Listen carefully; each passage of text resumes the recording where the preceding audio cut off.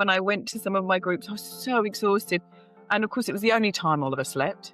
And they'd say, oh, what a lovely, good baby. It's like, it's the only sleep it's going to get. Oh.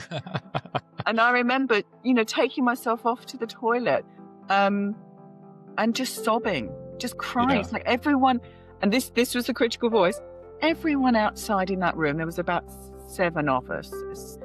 They've all got their shit together. Oh my God, look how neat and tidy those babies are. How has this person even got a clean house? Oh my God. Oh, they just play dollies and they do this and they're just so organized. And I'm sitting in the toilet sobbing, thinking I'm no good at this. I'm so rubbish. They have no idea how rubbish I am. Yeah. That's the pain. That's the level of pain when we isolate. Welcome to the Motherhood Clinic, a podcast about caring for mothers after childbirth, led by clinical experience and real life stories. If you're a new mom and ever asked yourself, is what I'm going through normal? Should I be worried? Or who should I ask for help? This podcast is for you. It's for anyone navigating those early weeks, months, or even years after having a baby. Each episode brings together voices from across the motherhood journey, from clinicians, experts, and mothers from all walks of life. We're here to help you feel more empowered in your unique motherhood journey. We believe in a better start to motherhood. Welcome back, Kathryn, to the second conversation we have in this discussion around practicing behavioral self-compassion and us understanding that inner voice or that inner critic that we've called, or that you call crusher. The first discussion, we talked about who and what it is, what happens when it takes control and what those symptoms are. And we ended the last discussion around how that mindset shift from recognizing and being aware when crusher is there every day and that chronic inner voice, and how to then shift that into more self-compassion. And I think a lot of that, we'll talk a bit about acceptance and surrender, which I think is a lot of the beginnings of how to then start to shift that. So for today's conversation, we want to talk primarily about how to practice behavioral self-compassion. You'll talk about some easy everyday things you can do that I think will have significant positive impacts on your inner well-being, which I think every mother wants. So let's start there. We'll talk about what is behavioral self-compassion, why is it important? Number 2, what are some of the key elements of that? Things like community and permission. And then I think you've got a few practices like the 3-step self-compassion and booster break. I'd love to hear what that's about. So that feels like a plentiful discussion for today. Anything I've missed out there, Kathryn, by the way? No, I think there's lots there. There's lots there, right? There's lots there. Well, let's start with the big question, which is what is behavioral self-compassion and why is it important?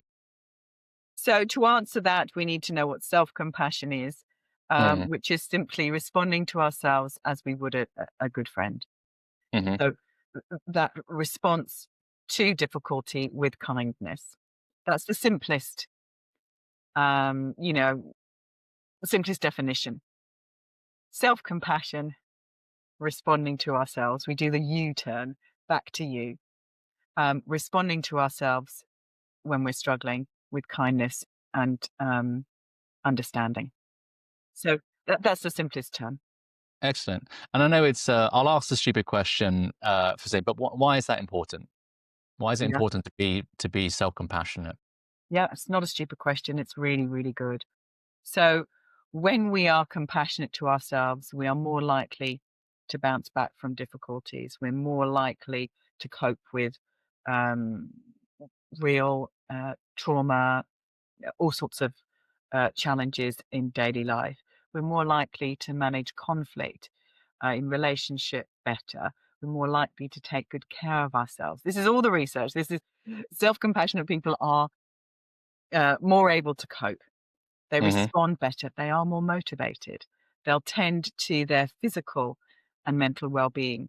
They're more likely to do that than without a self-compassionate voice. This self-compassionate voice will actually increase your immune system. It will improve your physiology, your neurology. You can literally create new neural pathways saying, actually, kindness works. I can be kind to myself. I'm okay just as I am. All of these messages, self-compassionate messages, will improve your well-being, will of course then support a new mum to respond to herself and to her baby and to the wider family with kindness, with Mm, calmness, with all the coping strategies that we need to manage the challenges of new motherhood. yeah. And I think that is the incredible insight, which is the power of your cognition and your mind to have a real tangible impact on your physiology. You can think yourself sick, you can think yourself health. And I think that, it sounds a bit, wishy-washy when you talk a bit like that, but there is evidence that point to how significant an impact is. I can attest to that. Something as simple as like something like weight loss or weight gain because of how you're thinking. And I guess the basis behind CBT or cognitive behavioral therapy is, the idea about how you think impacts your behavior, how your behavior then impacts your cognition. And it's that kind of, it could be a virtuous or a vicious cycle, upwards or downwards, that then compounds itself. And I think a lot of what you talk about is the awareness and mindfulness of appreciating, well, what cycle am I in? Am I on an upward trajectory or a downwards one? And I think oftentimes that downward spiral is an automatic, unintentional, and unconscious spiral that we find ourselves in. Obviously, compounded by the challenges of parenthood and motherhood, right? Where you're not sleeping, you've got a new baby that you've never had before, you've got you've got to work with your partner around these things, you've got to think about work. Like it's a very natural, and I think that's the key thing to point. It's a very natural thing to feel a bit shit. And it's okay. And I think it's recognizing that, but it is also compounded because you often do that alone because we aren't in that we aren't in that community village setting that we used to have where people are popping every day. I think that's why it's even more important in this day and age that we do practice that intentional everyday practice, which is what I want to talk to you about. Like, what are those critical practices that people can use? Yes, I think you're absolutely right. Once upon a time, not that long ago, we had extended families all living in the same house. Some Mm, cultures do still have that. So auntie can look after the baby while you actually get a shower. mm, Um, just, because of the mobility of our lives. Um, I live a long way from my sons now. It's really sad. I'm not on the other side of the world. I could be living in New Zealand. But um, that doesn't lend itself to connection, community support. It takes a village. We know that saying. It takes a village to bring up a child, and we don't have those natural villages anymore. We're all in isolation. We're in our little. Um, so the first thing I would really say is please validate and acknowledge. Oh, this is actually hard if you don't have support around you, mm, and that isolation can again um, be the beginning of that negative spiral because you've got no one to bounce. The best thing in the world was one of my best friends that, we had babies at the same time we met and we had boys and, interesting animals, boys. Sorry, Patrick. that's Um, okay. but all of our other friends had had girls and different types of needs when Of course. and we could just have a laugh and say, oh my gosh, is your baby doing is Finley doing that? Yes, Ollie's doing that. Oh, my goodness. And suddenly you've got community, you've got connection, you're not alone. And Mm, when you're alone with your thoughts at 3 a.m. with a screaming baby or just nobody sleeping or whatever it is, that rumination and that mean inner critic can get loud very easily. That's still my biggest trigger. I would say that to everyone. Please be aware tiredness is like a giant open door for criticism mm, to step in. So when yeah. I'm really tired and you talked about weight loss, it's been a challenge for me all my life. I don't look in the mirror when I'm overtired. Mm, When I'm cleaning my teeth that night, lights off. Don't do that to yourself, Kathryn, because Crusher will come out and say, "Good Lord, look at that. Gosh, you're getting old." yeah, yeah. Boom, straight away. So that said, we know tiredness is going to be part of parenting. I was such a dreamer. I'm an idealist. I'm a romanticist. It's like, my Mm. baby, oh, I'm so happy. Yeah. It's so wonderful. And I just had no idea that, you just get on with it. Get on with it. I'm a girl that gets on with it. Did not have self-compassion skills at the time. Yeah. And There's sorry, you get, go ahead. well, just to say that if I had, I would have been so much gentler with myself. Hey, it's okay.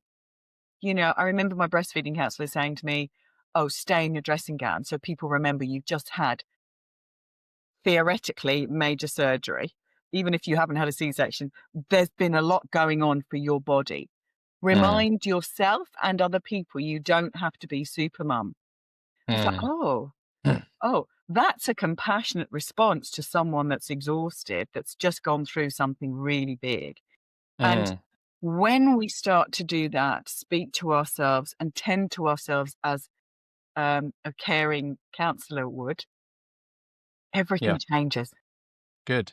Good. I like those three C's. They feel like very helpful, like anchor points: community, connection, compassion. Is that right? Um, those are just three, I think, important keys, I think, for people to remember when they feel like they're going into this spiral, downward spiral. Shall I show you a sticky note I've got on my screen? Yeah, yeah. These are my You have to be watching it. Oh, here we go. these are my 5 C's. 5 C's. Okay, not 3, there's 5. Okay, I'm going to read them out. Commitment, consistency, courage, passion, and connection. Do you want to talk about those? Now, this is not part of the Booster Way, particularly, or anything. This is my personal practice with self-compassion. Am I committing to myself, to Mm-hmm. my well-being, a kind life inside my own head? That's the commitment I have for myself. Do I consistently show up for myself like I would a good friend? Am I consistently responding to myself with tenderness, with kindness? Now, I know we talked about before our fierce self-compassion. There's another element to it, but ultimately, am I being consistent with my practice? I have a meditation practice.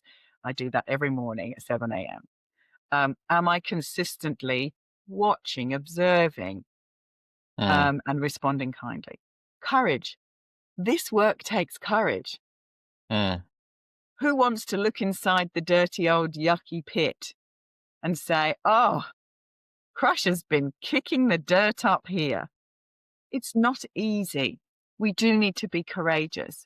I need to be courageous to show up as myself. And some days, I know it's hard to believe, Patrick, but I'm messy.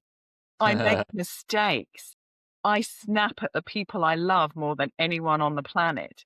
Yeah. I react in an unwise way. Ouch. It takes courage to look at that and then, take steps to tend to that. Mm. That's when, of course, we need our compassion. These are not necessarily in a particular order, but they're the ones I wrote down. Mm. Compassion for me is everything. All the science demonstrates when we are more compassionate to ourselves, we're more likely to be compassionate to others. We're Mm. more likely to listen compassionately. Give someone the benefit of the doubt, maybe, when they've just been really a bit obnoxious towards you. Well, maybe they've had a hard day. We can extend that self-compassion outward. It's really powerful for your children, trust me. And when I Mm. learnt this stuff, my kids were a little bit older, but my ability to listen to them, to be present with them, to truly not try and fix it, because that's what mums want to do, um, started to soften so I could allow them to be the young boys they were growing into, young men, to be an allowance of that. So that compassion, it filters through every aspect of family life. And of Mm. course, it builds connection. And Good. connection is everything. Mm. And I know that I isolated. I did a very good face, Patrick. Mm. And I'm going to write a book one day called The F Word. Yeah. I'm fine. Yeah, How yeah. are you? Oh, yeah, Fine. I'm yeah, yeah, fine. yeah. Underneath, I'm sobbing. I Yeah. used to, when I went to some of my groups, I was so exhausted. And of course, it was the only time Oliver slept. And they'd say, "Oh, what a lovely, good baby." It's like, yeah, it's the only sleep it's going to get. Oh. And I remember, taking myself off to the toilet, this confessions of a MSc teacher, um, and just sobbing, just crying. Yeah. It's like everyone, and this was the critical voice. Everyone outside in that room, there was about 7 of us, 7 or 8 of us. They've all got their shit together. Oh my God, look how neat and tidy their babies are. How has this person even got a clean house? Oh my God. Oh, they just play dollies and they do this and they're just so organized. And I'm sitting in the toilet sobbing, thinking, I'm no good at this. I'm so rubbish. They have no idea how rubbish I am. Yeah, yeah. That's the pain. That's the level of pain when we isolate. That's Mm, why connection is so important. That's why being honest, being real. Actually, I'm having a terrible day today. And I remember talking to my father once, and I got a little upset with him because he was criticizing the state of my toolbox. Now, I'm a mm. DIY kind of girl. I'm capable. I can do stuff. But I asked him, can he help me with something? Because I had 2 babies under 4. And I was like, please, can you just help me? And he started criticizing that the toolbox didn't close properly and it should be more ordered. Yeah, Welcome to my yeah. and I just flipped. I was like, "If you would like to take my babies away for 5 minutes, I will tidy that. I would love a tidy toolbox." And I just flipped. Anyway, Yeah. what happened was we then had this really great conversation when everything was calmer. And he said to me, "How would I how would I know that you're struggling, Kathryn?" And I was Mm, really struggling by this stage. He said, "Whenever you visit, the boys are always so turned up. They look great. You've always got them a little packed lunch ready because they were just like human dustbins. They just ate all the time. You just look on. All I see is that you've got it together." yeah, yeah, I was hiding, and it wasn't until I let a bit of the humanness and then the real connection happened. Because yeah. one of the biggest skills when we have that connection, and I would highly, really warmly encourage everyone to start to practice. I still find it hard, don't get me wrong, is to ask for help. Mm, That is yeah, one of the most, I think, compassionate gifts you can give yourself, yeah, yeah, especially when you're isolated. Can you ask a neighbor, would you mind just, walking around the park with me? yeah, It yeah. doesn't have to be a big thing. Um, because that connection, and oh, that ability to say, actually, I'm finding this really hard. I mean, my Mm, hormones, like most mums' hormones, a little bit all over the place. And I, it sounds insane now, but this was my thinking. I didn't have these skills then. When the health visitor comes in, I know I've told you this story, Patrick, but when the health visitor comes in and does the depression form, I don't know whether they still do it, and they fill in this form. How are you feeling? mm. I'm a girl of pure integrity and honesty. I did not tell the truth on that form Yeah. And many because I people was do that. afraid Yeah. they'd take my baby away. Yeah. It's scary how often we hear that same story where people come in those that 6-week community midwife check. And the point there of the check is, well, it's obviously check on baby and mother, but that will be a key point where if you were experiencing, low mood or chronic, depression, whatever the issues you are, but most mothers will not say how they're actually feeling if they're feeling bad, because exactly as you said, they have this worry that they'll take the baby away. Like I'm unfit. If you knew how Yeah. I was feeling, you Yeah. would think I'm unfit to be a mother, which is insane because it's the that's your chance or your opportunity to seek help because of actually these very normal things that are happening to you. You know, you've had probably no sleep, you've had the biggest life event of your life, physically, emotionally, psychologically happen. Your hormones everywhere. Like you're going to feel a bit crappy, right?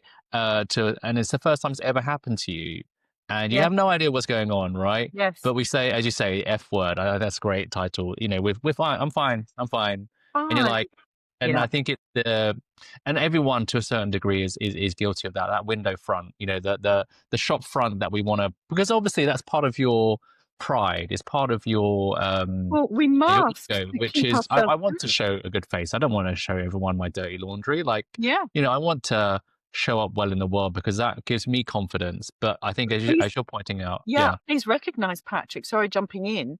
There's our dinosaur. There's our saber-toothed tiger yeah, again. Because yeah, we have, so I think mums, woof, it's tough now. We have social media to show you what a great mum. I can get my figure back in 30 seconds and look at me. yeah, I'm walking, I'm doing a jog round the park with my baby in her perfect little running pram. And oh my gosh, can we put Supermum on the shelf? yeah, Because if we have so many more messages about how we should look and how we should show up and what correct and successful mummy is, um, that's going to amplify our critical voice and ensure that we never ask for help. yeah. And that's why I think we coming back around to connection, because the people you see on Instagram and TikTok, you don't have a connection with them because you don't know them. And they don't know you. And obviously, they're trying to I mean, you might feel a connection because obviously we all gravitate to people that we think we want to be like or feel like. So the feeling of connection is there, but the reality isn't. And I think that's where, you know, you highlighted is when you have that connection with someone, you know, a loved one that's close to you, like and that you invite that connection by being more honest about how you're feeling so that they can connect with you. That's where I think some real healing or constructive measures can happen. Mm. So I think We that's need just to feel safe, yeah, don't we? We need to feel safe to do yeah, that. yeah, And that can be hard. We may not have particularly healthy, supportive relationships around us, but there hopefully will be at least one person, hopefully your partner, or maybe it's your mum. Maybe they're closer by than mine one was. Um, but maybe someone at the end of a phone even. One of my best friends lives in Australia, and we have the most wonderful conversations. If they can't sleep in the middle of the night, then they can call me because I'm awake. Um, perfect. Yeah, and that safety, that psychological safety is very important. We need to feel safe so that we can bring in uh, these conversations, that we can start building connection, but also that we know it's okay to admit we're not perfect. perfect. And I think that's, you know, even if you struggle with those close connections, there are communities and groups like yourself. You know, you run the Self Compassion Cafe, for instance. I know that might be in a certain area of the country, but there are other organizations or bodies where these communities do exist to provide exactly, you know, what we're talking about. So I think no one should feel alone. Yes. Obviously, we do feel alone. There are physical and online communities where people can seek that kind of connection. You're right. And before, pre-COVID, there was a lot of resistance that we were working on Zoom a lot before then, just because we work with people around the world. Um, but actually, this amazing connection can happen. I mean, I've got clients and students that I've never met in person, but we have a Mm, deep connection because we've done such deep work together, like this. yeah, Having these conversations, it's really powerful. Um, but just to clarify, um, the community I have is through the Booster Way for mums. So the Booster Way, I haven't introduced Booster. Should I introduce Booster? yes, So the Compassion Cafe is something I do for the Global Compassion Coalition, and that's for everyone in the world. Doesn't matter um, whether you're new to compassion or not, as opposed to pure self compassion. The Booster Way, this is Booster, which you can see there another you booster in the background. go. So this is Booster waving, thumbs up to Patrick. Um, Booster is our compassionate voice. So again, as I mentioned in the first time we met, it's based on this book, The Voices in My Head. So we've got the mean voice and then we've got the kind voice. Mm, And this kind voice, we've simplified obviously for children, but it's really important if you've got as My midwife said, "I think you've got placenta brain, dear." Because I was like, I can't find a sentence that, fits together. I couldn't find my vocabulary went. Well, booster is that kind voice that says, "Hey, you're okay. You don't Yeah. have to get dressed yet. Hey, it's all right that the washing up." I used to be in tears because I hadn't done the washing up by the time my partner had come home.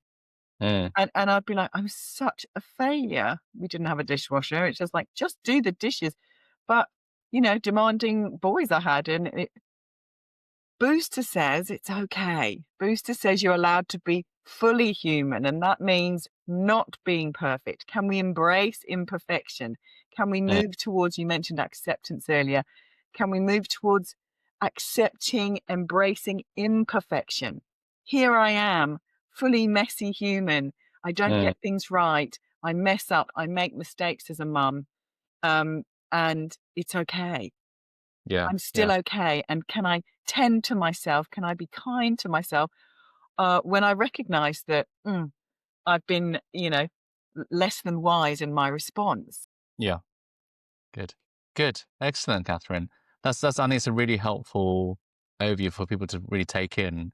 I had a note in here to talk about the 3-step booster break. Have we talked about Yes. that? And so I want to give that to people listening in, and then obviously promote the work that you're doing so that people can, if they want to find out more, because there's a whole school of thinking that you guys have developed and that are promoting out there that I think I'd love people to know about, to know where they can go further. But let's talk about this 3-step booster break, and how would you Beautiful. tell people to practice that? Because like I'm saying, it's a consistent practice. I think of all the C's you mentioned, consistency spoke out to me, like that very, every day, whether it's 5 minutes, 10 minutes, or whatever that is, like that's going to be, I think, in so many areas, like the key that breaks out of or disrupts Break that. the cycle of the mean voice. Absolutely. You're But right. let's talk about what's that 3-step break. How would you, So what was it? it's called the self-compassion break. It's adapted, so I call it the booster break for kids.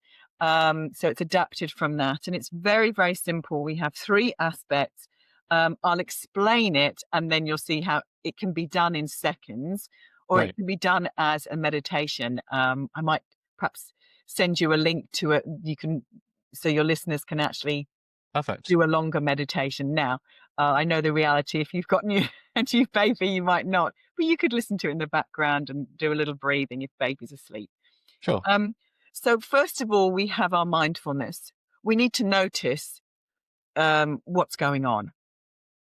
So it could be, you know, simply that you've got this wave of exhaustion and you've just had enough. Hmm. Oh, this is really hard. So we're normalizing and validating this. We acknowledge it. That's our mindfulness. We notice, we pay attention to the moment. It could Hmm. be something like you just walked into the door frame and it's like, ouch, this hurts. All right. Yeah. So we stubbed our toe. So it can be emotional, physical, whatever the situation. So as I like to call it, the situation that Sure. we're acknowledging. So there's our mindfulness. We notice, this is hard, Uh-huh. and we name it to tame it. Hmm.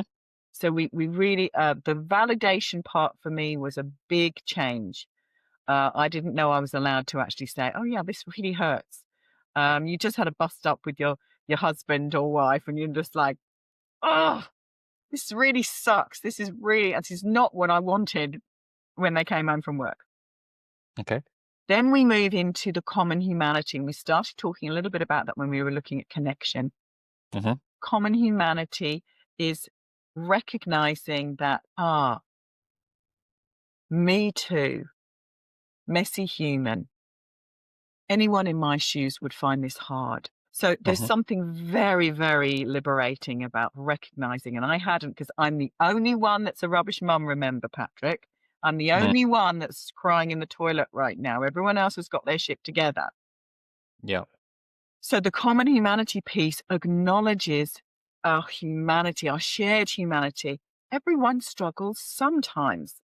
They may Mm. not show it on the outside, but they will struggle. Then our third piece is our self-kindness. Hmm. May I be kind to myself right now? may I just give myself a break? Can I let myself? I remember training a doctor, and this doctor said, she said, "What, you mean I can say I could let myself off the hook? Just give yourself a break." Mm. So now you see what I'm doing here. Now, what's really helpful is we can activate the mammalian caregiving system just through touch. We Mhm. naturally do this with our babies. We hold them. We know skin to skin is wonderful, especially when they're first born. But that lovely soothing touch, we want to soothe our baby. We stroke them. We rock them. We have soft tone. We're Mhm. gentle. It's all right. La la la. We can do this for ourselves, to our own body. We can Mm. stroke the back of our hand. We can hold our own hand. Some people like to just put their hands over their heart and they feel that connection. So when you make that connection, remember you're fully human, you've activated. So what we're doing is, of course, we're calming our central nervous system down. We're calming that threat response Mm. after the incident. And then we say kind words to ourselves. And the beauty of this is they need to be yours. I'm not going to tell you what words to use. May I be kind to myself sounds terribly, formal and whatever. May I give myself a break? Just breathe. You're okay. Often in the early days, I would just say, Kathryn, you're okay. Mm. Because I'd never spoken to myself like that before. So it felt quite alien and a bit weird. So Mm. acknowledge, notice, remember you're not alone, and apply the self-kindness. So Great. it would sound something like this. Just lost the plot, screamed at your partner or whatever. Or you just in this situation. Oh, this sucks. This really sucks. Darn it, this is so hard. Well, anyone would find this hard. Anyone in my shoes. Every human will struggle with this if they were going through what I'm going through. May I be kind to myself right now? Now just give myself a moment. It's okay. Maybe a nice deep breath as well. And we can just reset. It's a brilliant, brilliant way Mm. to reset. In the early days, I'd usually take myself to the bathroom, a minute. Boom, boom, boom. Sometimes I'd be carrying on with what I'm doing and I'm Mm. saying it to myself. This sucks. This is really hard. Oh my gosh. Well, anyone would find this hard. May I be kind? May I be kind? Soften around the edges, Kathryn. May I be Yeah. kind?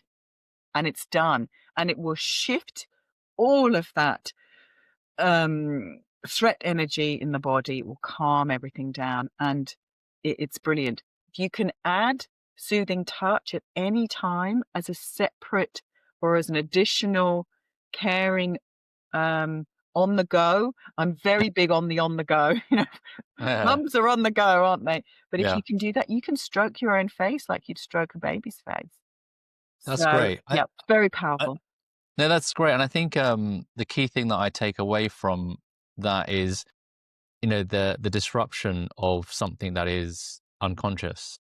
As saying that the first step, as you're saying, is to be aware that this is happening in the first Yeah, place. yeah, And then, as you're saying, that this practice can take a few seconds, minutes to do, but I think it's the practice of doing it, it's the act and the behavior of doing it that I think we would encourage people to take away from this. Because yes, I say the first time you do it, it feels a bit weird, right? yeah, Like, what am I my face many for? But times.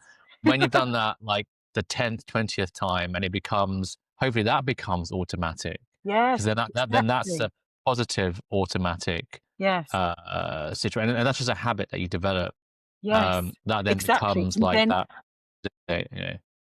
yeah, so when you've got that responding, that kind responding happening, then we can move into that more behavioral self-compassion. Actually, Perfect. I'm going to leave the washing up. I'm going to sit down and have a cup of tea. I Mm. mean, who had a full cup of tea and it was still warm as an Uh, early mum? I certainly didn't. Because I didn't have these skills. That's why I'm so passionate about young mums having these skills, new mums having these skills. So behavioral self-compassion may be, sod it, I'm leaving the chaos. I'm mm, going to stand outside and breathe or just go for a gentle walk.